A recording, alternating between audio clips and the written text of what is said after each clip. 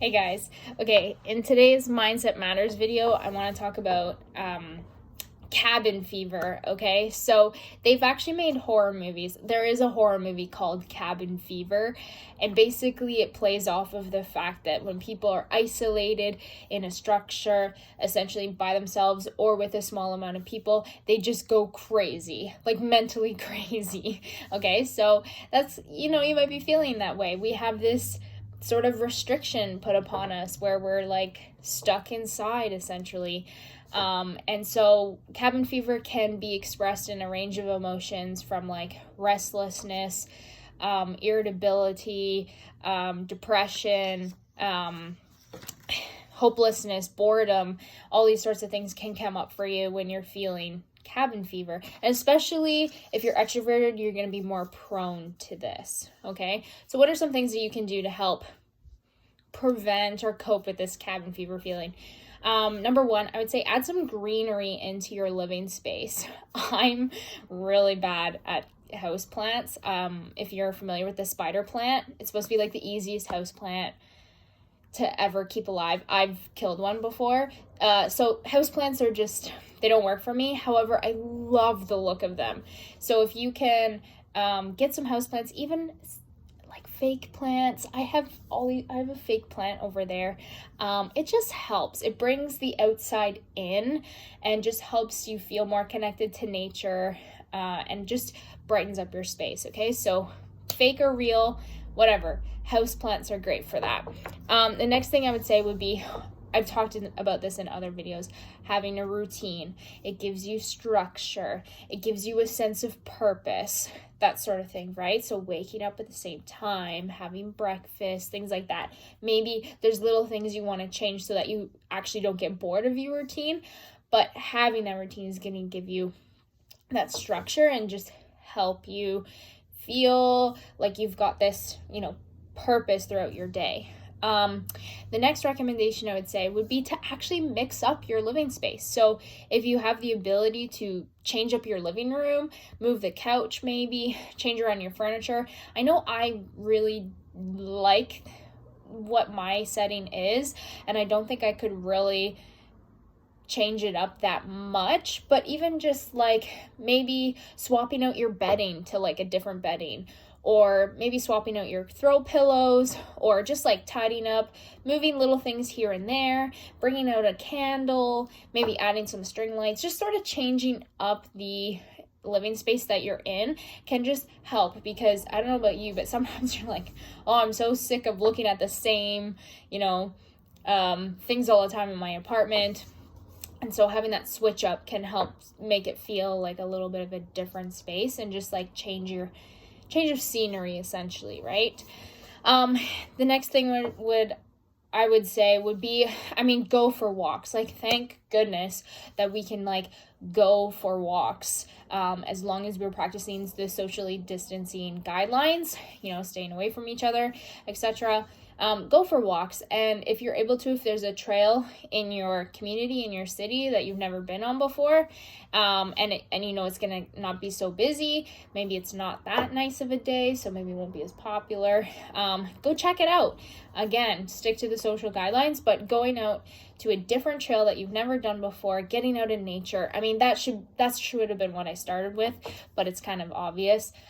Get out as much as you can, even if you don't feel like it. Just go for walks, just put your shoes on and get out the door. You're gonna feel immediately better once that fresh air hits.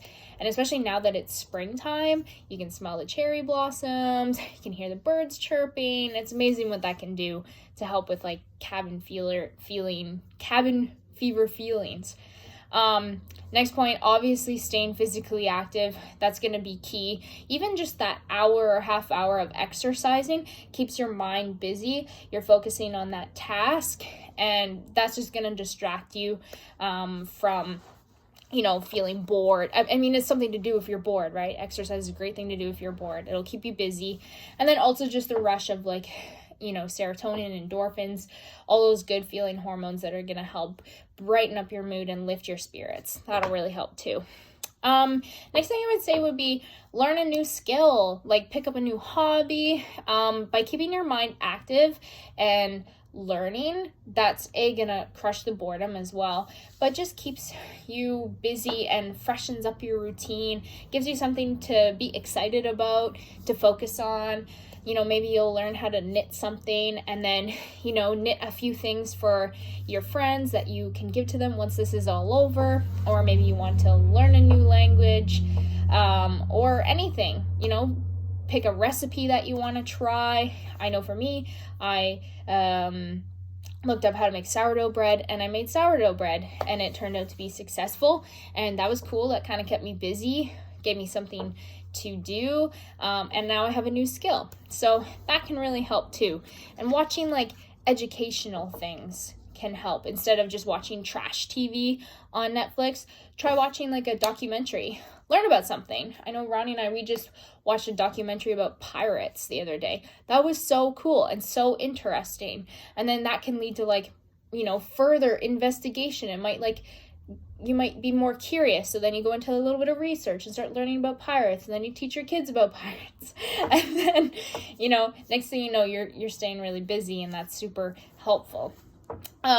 2 more points I would say, and obviously this is pretty obvious, but like connect with each other, people outside of your like area, just by Skype, Zoom, all those sort of things. Just text people, contact people, call people, let them hear your voice, hear their voice, things like that.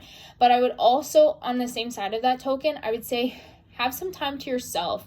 If you're living with other people, you might not realize it, but you could be like with them all the time, and you might not even realize that you're with them all the time. So carve out a little time in the day to be by yourself, even if it means just like going into your bedroom, shutting the door, and just like spending some time doing whatever you want to do, reading, journaling, stretching, relaxing, working out, things like that. Just so you do have time away from whoever you are like quarantined with is super, super important, I think, as well. And then the final thing I would say, my mom used to always say this to me growing up all the time. She would drill this into me. Live in the moment, okay? I want you to focus on, when it gets really hard, like, live in the moment. Like, when you're sitting in the living room, you're watching your kids, or you're outside, just, like, pay attention to that moment, and just, like, notice what you're grateful for. Try not to take advantage of the moment that you have, sitting there right now. Maybe you're watching this, like, be grateful that you have air in your lungs. Maybe you're pain-free.